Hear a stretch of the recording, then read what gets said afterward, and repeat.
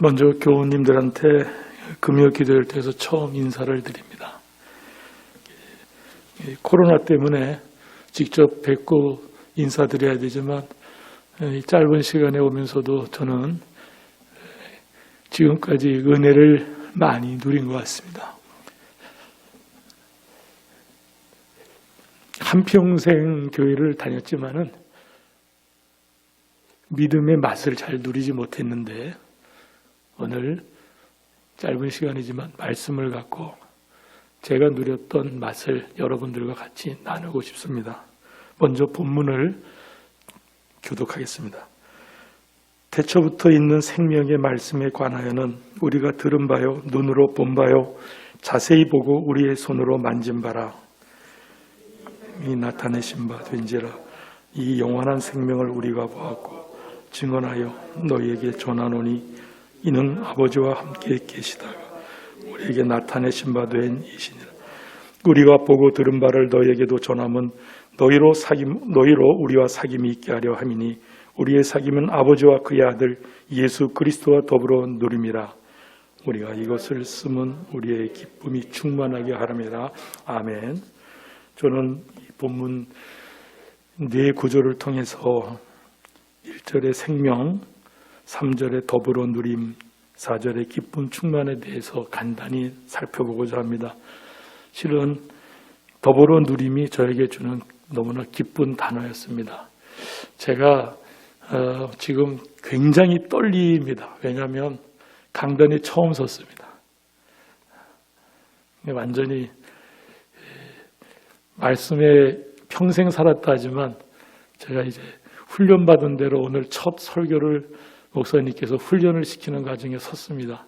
제가 너무나 부족하게 여러분들한테 말씀을 나눠도 모든 것들을 좀 헤아리시면서 그리스도의 사랑으로 같이 은혜가 되기를 기대합니다.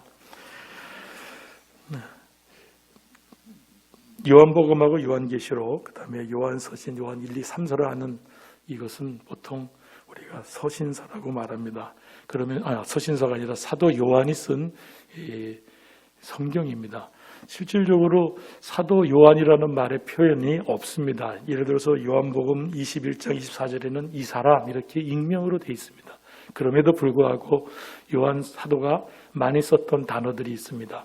예를 들어서 진리다, 계명이다, 적그리스도다 이러한 표현들, 또는 이레네우스나 알렉산드리아의 클레멘트 교부가 썼던 기록이나 또는 주 200년에 작성되어 있던 최초의 신앙성경 목록에 그런 기록들이 있어서 사도 요한의 글이라 이렇게 우리가 보고 있습니다. 그런데 사도 요한에 대해서는 우리가 성경의 몇 구절을 보면 좀 특이하게 됩니다. 예를 들어서 예수님이 사랑하시는 제자다 이런 표현이 되어 있습니다. 요한복음 13장 23절에 보면은 예수의 제자 중 하나고 그가 사랑하시는 자가 이렇게 됩니다. 그리고 23절 25절 똑같이 예수님의 품에 기댄 채, 우리가 물론 이것은 그 당시 그때 문화의 하나의 표현들입니다. 식사를 할 때, 만찬을 할 때 기대고 누워서 했던 것들에 대한 표현 속에서 나오지만은 우리가 볼 때는 가슴에 기대어 했다는 모습들을 보면은 우리가 얼마나 그런 것을 상상해 보겠습니까? 마태복음 17장 1절 현대인 성경에 따르면 엿새우 예수님은 베드로와 야고보와 그의 형제 요한만을 데리고 이런 표현이 있습니다. 따로라는 표현도 있지만 만을 데리고 한자 우리 한글의 표현을 보면은 특별한 어떤 상황이 벌어졌고 특별한 미션이 있는 것처럼 우리가 느껴집니다. 그래서인지 베드로는 순교에 대한 표현이 있었지만은 우리 사도 요한한테는 장세에 대한 것이 예고되어 있습니다. 요한복음 21장 22절에 내가 올 때까지 그를 머물게 하고자 할지라도 이렇게 되어 있습니다. 어떻게 보면은 이러한 말년에 모든 사도들이 돌아가시고 순교되고 혼자 남은 것 같은 이 90여 세의 사도 요한께서 쓰신 것을 우리가 생각한다면 얼마나 어떠한 심정으로 이걸 썼을까 한번 우리가 생각해 보기 바랍니다. 우리 요한 1서는 요한복음은 주후 85년경이라지만은 이 요한 1서가 쓸 때는 95년경이라고 말합니다. 이유는 간단합니다. 요한 1서에는 박해에 대한 관련된 내용들이 없다. 그래서 박해가 시작됐던 로마의 황제 도미니티안 황제가 끝날 때 직전이다. 그래서 96년에 그 통치가 끝나는데 그때의 직전에까지 이것이 기록됐을 거 아닌가, 이러한 기준 때문에 95년이라고 봅니다.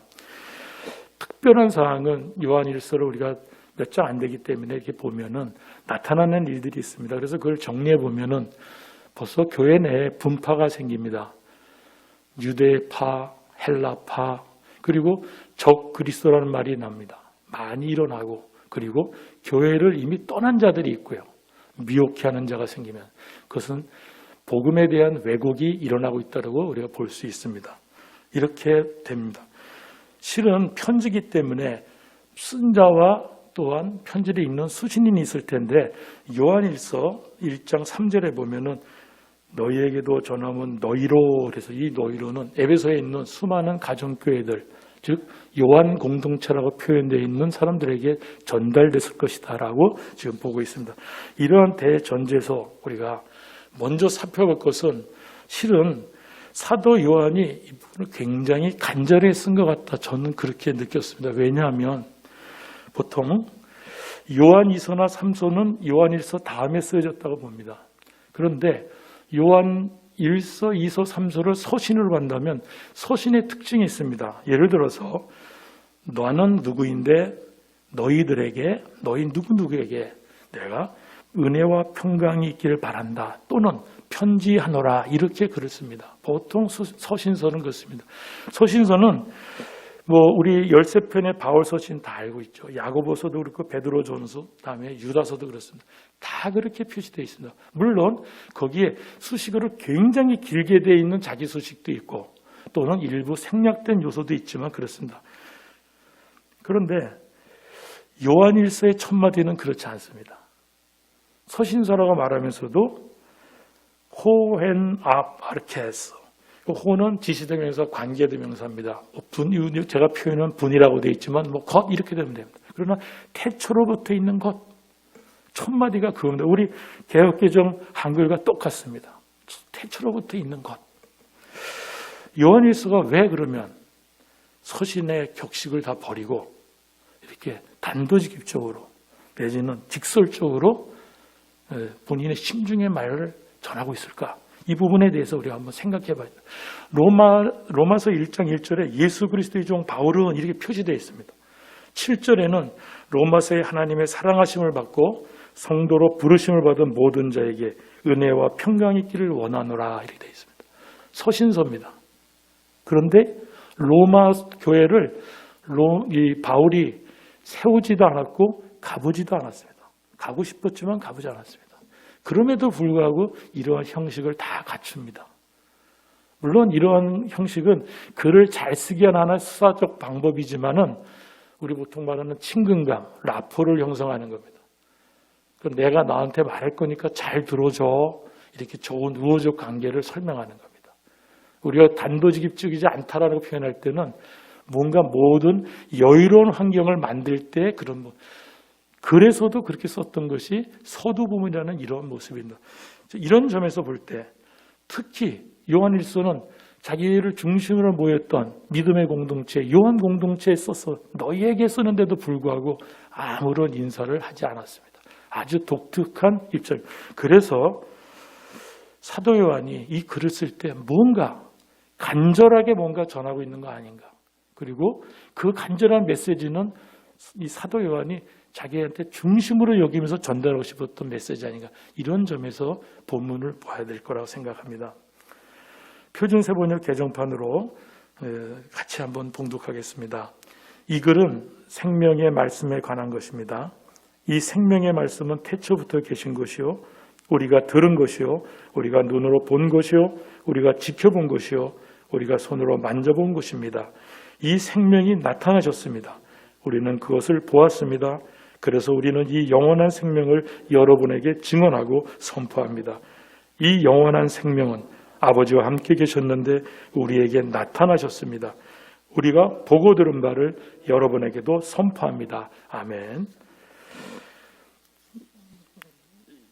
1절에서 3절 상반절까지의 내용을 우리가 지금 읽은 걸 보면은 믿음이란 이것입니다, 이런 겁니다, 이렇게 인사말도 없이 전한 첫 마디가 믿음에 대해서 얘기하고 있는 겁니다. 예수님은 하나님의 아들이십니다. 실제 인간으로 나타내셨습니다. 우리에게는 영원한 생명이 되십니다. 우리가 보고 듣고 만진 바 됩니다. 이것을 증언하고 전한 겁니다. 생명에 관한 겁니다.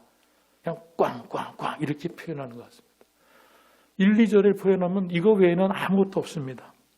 구약에 예언된 예수님, 신약에서 확연히 드러났던 예수님, 우리가 이미 목사님을 통해서 사도신경으로서 고백하는 자세한 내용들을 한마디로 영원한 생명으로 우리한테 보여주고 있는 것입니다. 이어서 요한일서 2장 1절에서 2절에 보면 대언자, 이 보혜사라는 표현이 나오고 화목제물에 대한 말도 나옵니다. 요한일서 3장 5절에는 그가 우리 죄를 없애려 나타나신 것 이렇게 됩니다. 완전히 예수 그리스도의 우리가 말하는 현대에서 말하는 신학적으로 기독론 예수님은 누구신가에 대해서 아주 또박또박 얘기했습니다. 최근에 목사님 성경 공부를 같이 할 때 바로 며칠 전인 것 같습니다. 요한복음 3장 16절 한 절로 얘기된 이 내용을 요한일서는 두 절로 얘기한 거죠. 두 절. 이 첫 마디는 신앙 고백이고 생명의 원리가 되고 믿음의 핵심을 선포한 겁니다. 이것이 우리가 믿는 믿음의 실체고 요체입니다. 적그리스도가 일어나고 또는 미혹한 자가 생길 때 우리가 감당할 수 있는 것은 올바른 신앙의 고백, 올바른 신앙의 내용, 신앙 고백으로만 감당할 수 있습니다. 이 두 절을 우리가 되뇌인다면 내가 다 아는 건데 특별한 게 아닌데 아마 그렇게 된 겁니다. 저도 평생을 믿는 가정에 살았습니다. 제가 이 글을 한 3절을 통해서 이렇게 묵상하고 쓰고 한 10번을 손을 대면서 저를 돌아보니까 전 6대에 걸친 집에 있었고 60평생 교회를 다녔습니다. 이 두 절은 그렇게 감동 줄 만한 얘기가 아닙니다. 너무나 당연한 얘기라서 머뭇했습니다. 그런데 토조 목사님의 임재체험이란 제가 한 10여 년 전에 읽었던 것 같은 생각이 듭니다만 갑자기 뒤져봤습니다. 이분의 임재체험에 믿음을 믿는 믿음이 아니라 저보고 하는 것 같습니다. 하나님을 믿는 믿음을 붙잡으라 질책합니다. 자신에게 신앙이 있다고 착각하며 평생을 살아가는 사람들도 있다. 그들은 다만 조상이 물려준 전통적 신조를 받아들이거나 사회생활 속에서 기독교를 하나의 종교로 받아들일 뿐이다. 그런데 스스로는 신앙이 있다고 착각하고 있는 것이다. 나는 그 가르침을 믿습니다. 라고 말하면서 기독교 신앙에 충실하다고 자랑합니다. 그러나 제멋대로 사는 그들의 삶을 볼 때 사실상 그 가르침은 믿지는 않는다는 결론을 내릴 수밖에 없다. 토조 목사가 이렇게 쓰셨습니다. 목사님을 제가 이 교회를 출입하면서 1년 반에 목사님 가끔 얘기하시는 야다, 알다라는 동사 여러분 많이 들었죠? 성경 공부죠. 그냥 아는 것이 아니라 체험적으로 알아야 되는 신앙의 고백이겠죠. 경험된 지식이 아니라 제대로 알지 못하면서도 저는 이렇게 고백했던 것 같습니다. 되돌아보면 부끄럽습니다. 어떻게 보면 여기서 사도 요한이 보았다 그럴 때 저도 눈으로 봤습니다. 그러나 아마 껌뻑 봤을지 모르겠습니다. 전하고 증언했다고 했지만 저는 웅얼 거렸는지 모르겠습니다. 확신하는 표현을 했지만 머리로 정리해서는 자랑하고 뽐내는 데 썼는 신앙 고백이었는지 모르겠습니다. 이 사도 요한의 간절한 마음을 담아서 나머지 구절을 잠시 보도록 하겠습니다.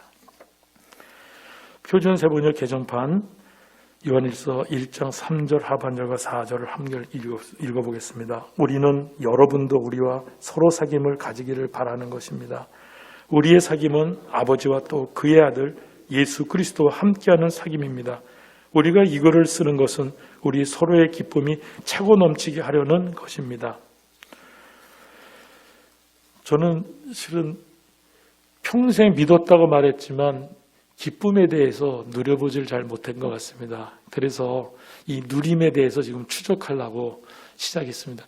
이 구절을 제가 마음에 품고 있었던 것은 지난 한 반년 이상 전부터 아이들과 성경 공부를 하면서 언약에 갖고 창세기로부터 요한계시록까지 이렇게 한 6개월을 걸쳐서 지나올 때 결국 믿음이 뭘까라는 정리에 저는 실은 요한일서 1장 1절과 2절로 저는 정리하고 있었습니다. 그런데 목사님이 말씀해 주신 3장 16절의 말로 그것을 한마디로 정리하는 거였던 걸 제가 최근에 듣고 제가 보통 말하는 기쁨이 굉장히 내가 이거를 기뻐하지 않는다면 무슨 신앙의 의미가 있겠는가? 그것을 적용하는 시간으로 지금 열심히 살고 있습니다. 누리는 것에 대해서 말씀을 좀 나눠봅니다. 사도 요한은 그 간절함으로 두 번째 전한 것이 믿음을 누리라는 것이었습니다. 제게는 참으로 기쁜 단어였습니다. 한평생 믿었지만 온전한 믿음이 있었지만은 이러한 누림을 맛보지 못했었습니다. 그래서 이 말씀에 제가 온 마음을 던집니다. 그래서 제목도 그렇게 잡았습니다. 개역개정의 요한일서 1장 3절에 보면 더불어 누림이라 되어 있습니다. 실은 어떻게 이걸 누릴 수 있는가? 굉장히 고민이 많았었습니다. 요한복음 요한에서 5장 13절에 보면 이 영생이 있음을 확실하게 아는 것, 이게 믿음입니다. 과연 이거 알아서 내가 뭐를 누렸을까?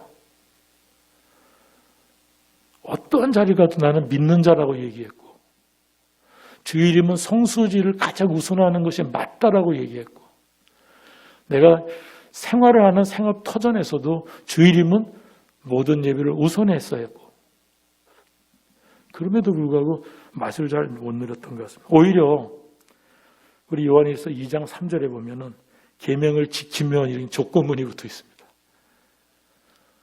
제가 여기에 쫓겼던 것 같습니다. 어쩌면 평생 거기에 쫓겼는지 모르겠습니다. 그리고 쫓기다 못해 그 기준을 갖고 아마 남들을 판단했을 것 같습니다. 결국은 꼼짝달싹 못하는 어떤 삶을 지금껏 왔는지 모르겠습니다. 여기 누리다는 말은 즐기다, 맛보다, 누리어 가지다, 그래서 향유하다라고 국어사전에 되어 있습니다. 영어로는 쉽게 우리가 이해할 수 있는 enjoy로 되어 있습니다. 그런데 요한일서 1장 3절 하반절을 헬라어 원문에서는 누리라 이렇게 한글로 표현되어 있는 것. 저도 이 누리라를 찾다가 아주 한번 제가 다 이게 달아놨으니까 한번 눈으로 보시면서 읽어도 됩니다. 카이 헤 코이노니아 데 헤 헤메타라 메타투 파트로스카이 메타투 휘우 아우투 예수 그리스도. 직역하면 이렇습니다. 그리고 우리의 사귐은 아버지와 함께 그리고 그 아들 예수 그리스도와 함께 이렇게 끝난 겁니다. 그래서 말을 붙이면 하는 사귐이라 앞에 말을 다시 우리가 써서 표현하는 겁니다. 그러면 바꿔야 됩니다. 누리라가 아니라 함께함이라. 함께함이라는 것을 갖고 지금 우리가 오늘 성경에 있는 내용대로 기쁨 충만함이 어떻게 이루어지는가를 이제 찾아가는 것이 남은 숙제가 아니겠습니까? 말씀을 정리해볼까 합니다. 어떻게 누릴 수 있는가 그렇다면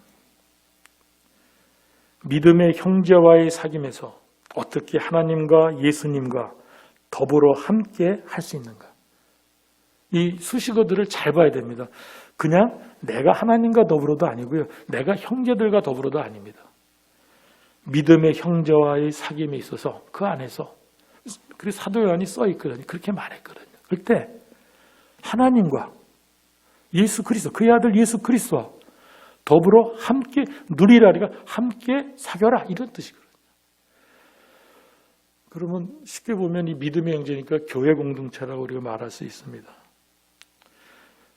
첫째는 저는 올바른 신앙 고백뿐이 없다고 봅니다. 그래서 말씀을 배워야 된다고 봅니다. 사도 요한이 제일 먼저 강조하신 겁니다. 우리가 아까 말한 1절과 2절에 성육신하신 예수님 십자가의 죽음에 대한 것, 부활 승천하시고 영원한 생명이 되셨고 첫 부활의 열매가 되신 것. 이렇게 한 줄로 정리한 믿음의 핵심이 우리가 신앙 고백하는 신앙 고백의 내용인데 이것에 대한 온전한 고백이 없으니까 적그리스도가 생기고 그때 당시 최근에 막 목사님 통해서 우리가 좀 배우죠. 영지주의라는 것들이 나오는 물론 그 흐름에서 계속 나오는 겁니다. 그래서 가연설까지 난다. 쉽게는 영지주의는 이런 겁니다. 영적인 것은 아주 옳은 것, 그 외에 육적인 것은 아주 나쁜 것 이렇게 정리되는 겁니다. 그러다 보니까 설마 그렇게 온전하신 하나님이 몸을 갖고 육으로 내려오실까? 라고 말하는 게 가연설인 거죠. 아니다. 아니다. 또한 영지주의의 극단이 갈 때는 이상한 쾌락주의로 또 빠지는 겁니다. 왜? 하늘에 있는 영적인 것만 온전하기 때문에 세상에서 어떠한 죄를 져도 괜찮다 하다 보니까 쾌락주의로 하는 이런 것들이 많이 일어나고 있는 그러한 상황이었습니다. 그럴 때 지금 말하는 내가 보고 듣고 만진 바 된 예수 그리스도에 대해서 생명 되시는 것에 대해서 정확히 네가 알지 못하면 붙잡지 않는다면 아무것도 아니다. 믿음이 나뉘어지고 신앙고백이 왜곡되는 요한 공동체에 대해서 강력하게 선포된 내용입니다. 예수님은 참 하나님입니다. 예수님은 참 인간이십니다. 영원한 생명 되십니다. 로마서 10장 17절 그러므로 믿음은 들음에서 나며 들음은 그리스도의 말씀으로 말미암느니라. 제가 우면동교에 와서 너무 감사한 내용은 많은 성경 공부가 목사님이 헌신적으로 베풀어주고 계시는 겁니다. 저는 정말 즐겁게 시간 날 때마다 다 참여하고 있습니다. 말씀을 온전히 배우지 않는다면 이러한 온전한 신앙 고백을 지킬 수가 없습니다. 아까 토조 목사님의 지적을 우리가 벗어날 수가 없습니다. 마치 신앙을 잘한다고 착각하고 있는 것뿐입니다. 제가 이걸 생각하면서 PPT 한번 적어봤습니다. 일상의 삶이 예배가 되는 것. 이 멋진 말을 우리가 얼마나 많이 썼습니까?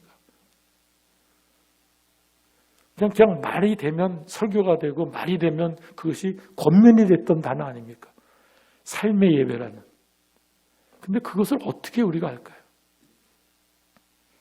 교회에 허락되어 있는 이 많은 좋은 성경 공부며 모임이며 교제며 또 우리에게 담당해야 될 구제며 선교며 전도며 우리가 할 수 있는 한 항상 시간을 맞춰서 감당하는 것이 신앙 고백을 행위로서 나타내는 거다 말씀드립니다.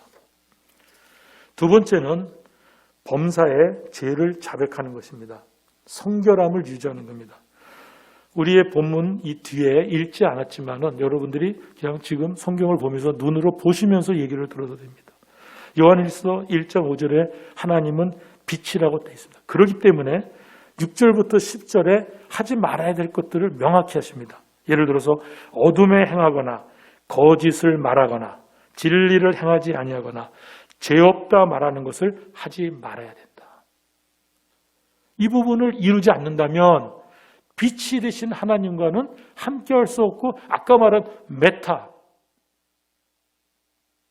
함께하지 못합니다. 신앙 고백을 했지만 함께하지 못하는 신앙 고백이 있는 겁니다. 그러면 우리는 연약한 육체고 연약한 사람인데 죄 안 질 수 있어요? 아니, 죄 지죠. 당연히 죄 질 수밖에 없죠. 죄 안 짓는다 말하는 것이 우리 오늘 본문 이 뒤에 보면은 하나님을 속이는 것이고 하나님을 거짓되이 말하는 것이다 이렇게 돼 있어요. 그래서 죄를 자백하는 것이 범사에 있어야 된다. 저는 특별히 요한일서 2장 9절에서 10절에 보면 형제를 사랑해야 된다고 또 하나의 기준을 제시합니다. 사도 요한이. 특히 교회 안에서 볼 때는 말없이 중요한 겁니다. 왜? 저 위에 믿음의 형제와의 사귐에서 우리가 전제로 시작되기 때문입니다. 저의 경우는 더욱더 그랬던 것 같습니다. 스스로 열심 있고 자기의식이 강한 그런 평신도 내지는 직분자의 삶을 살았습니다. 그런데 그렇게 스스로 자식이 강한 평신도가 또는 직분자가 됐을 때 소명을 잃어버리거나 놓치거나 소명을 놔버리는, 맛을 잃어버리는, 목사님의 멋진 말, 가오를 잃어버리는 목사님을 만나면 엄청난 일들이 벌어집니다. 형제에 대한 미움이 쑥쑥쑥 자랍니다. 걷잡을 수 없습니다. 교회 공동체를 다 망가뜨립니다. 이놈 형제의 미움 때문에.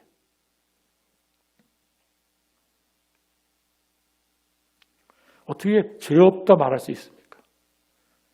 우리가 지금 교회 밖에서 제가 연설하는 게 아니지 않습니까?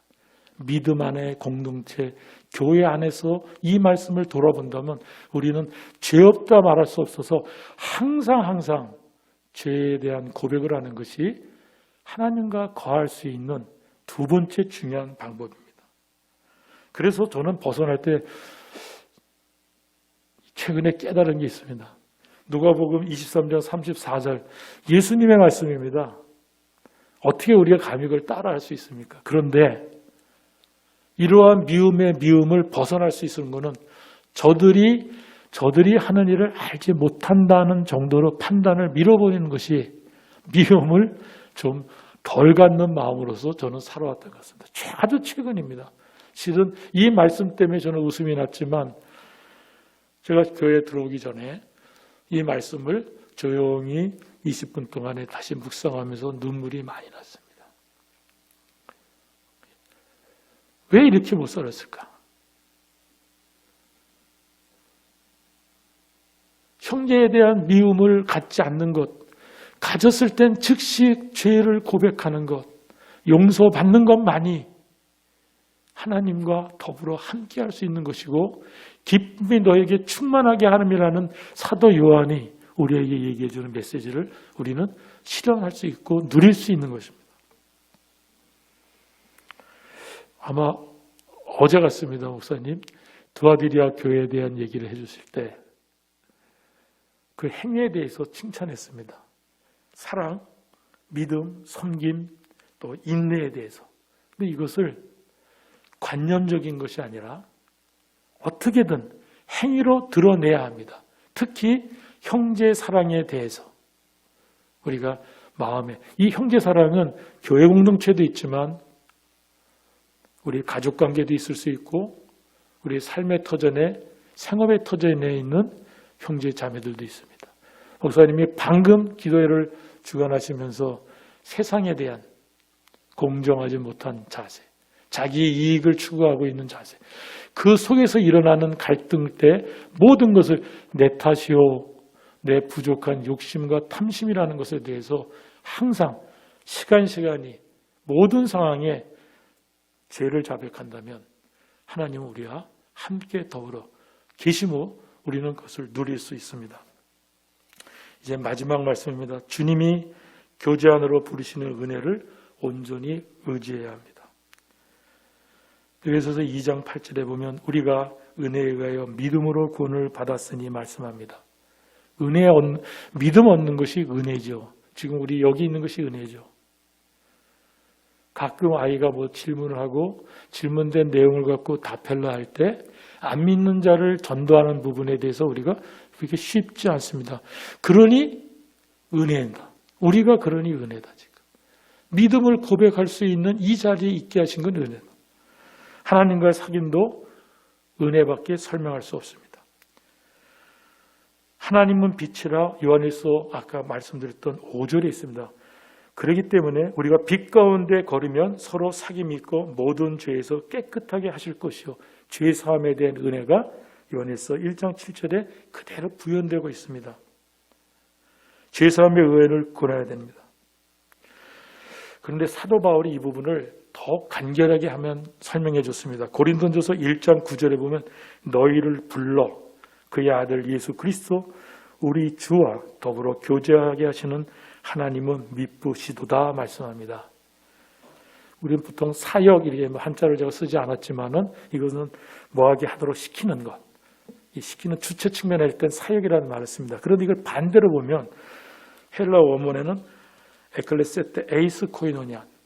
이거는 칼레오, 이 부르다라는 칼레오 동사의 수동태입니다. 불려진 겁니다. 불려온 겁니다. 에이스 인투 어디로? 코이노냐. 교제로, 사귐으로. 그러니까 우리가 불려져 가는 은혜가 있어요. 내가 하나님을 만나러 간다라고 착각하면 안 됩니다. 물론 우리가 이중적 의미는 있겠죠. 만나러 간다는 성실한 열정, 고백, 무릎 꿇음, 헌신하는 자세, 봉사하는 자세, 나아가는 자세, 이건 다 우리의 열심으로 나아가는 모습이지만 그 모든 것도 하나님이 허락하심에서 이루어진 것이고 성령님의 도우심으로 우리가 이렇게 나아가지는 겁니다. 결국은 불려지는 은혜를 간구해야 됩니다. 결국 나는 아무것도 아닙니다. 오직 하나님만 있습니다. 하나님 저를 그렇게 끌어주시오. 인도하여 주십시오. 이런 고백이 있으면 좋겠습니다. 짧은 말씀이지만은 내가 누렸던 이 감동과 은혜와 감사가 여러분에도 같이 있기를 간구합니다. 기도하겠습니다. 사랑이 많으신 하나님 아버지, 부족한 저를 통하여 말씀을 나눴습니다. 하나님, 하나님의 말씀과 들려주고 싶은 하나님의 메시지만 남게 하여 주시고 사람의 생각과 모습은 다 지워 주시옵소서. 마지막 기도하는 시간 주님 같이 하여 주시옵고 기쁨의 기도 시간, 은혜의 기도 시간 되게 인도하여 주옵소서. 예수님의 이름으로 감사하며 기도합니다. 아멘.